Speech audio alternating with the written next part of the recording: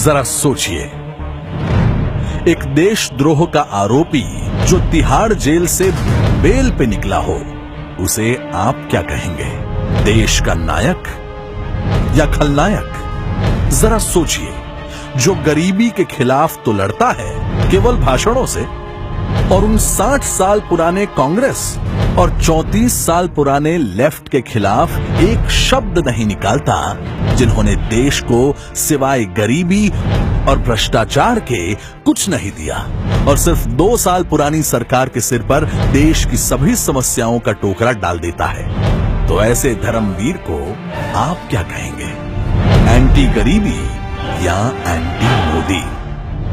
जरा सोचिए, जिसे हमारी सेक्युलर मीडिया मासूम, गरीब और निर्दोष प्रोजेक्ट करती है, पर जिसका केस अफजल, याकूब, इशरत जैसे आतंकवादियों का केस लड़ने वाले पर सेशन 5-5 लाख रुपए लेने वाले वकील लड़ रहे हैं, उसे आप क्या कहेंगे?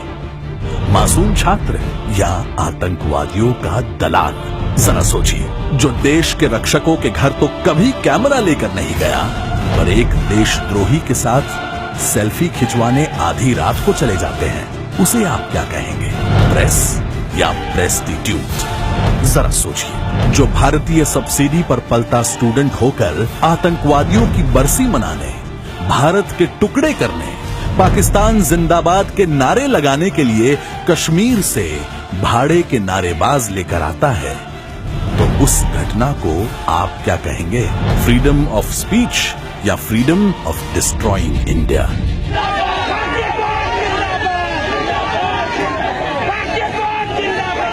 जरा सोचिए, जिसे कोर्ट ने संवेदनशीलता दिखाकर, युवा समझकर 6 महीने के लिए वार्निंग देकर रिहा किया है, वो रिहा होने के 2 घंटे में ही वापस अपनी औकात पर आ जाए, तो उसे आप क्या कहेंगे?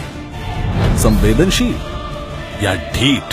जब तक जेल में चना रहेगा, आना जाना लगा रहेगा।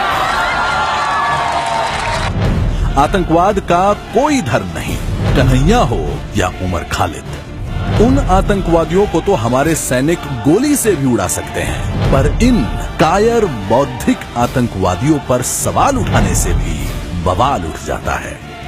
तो जरा सोचिए, इस बरखा के लाल, केजरू के प्यार और लेफ्टी के दुलारे और कांग्रेस के लल्लन ने भारत माता को गाली जेएनयू के बाहर आपके सामने दी होती, तो उसके साथ आप क्या करते?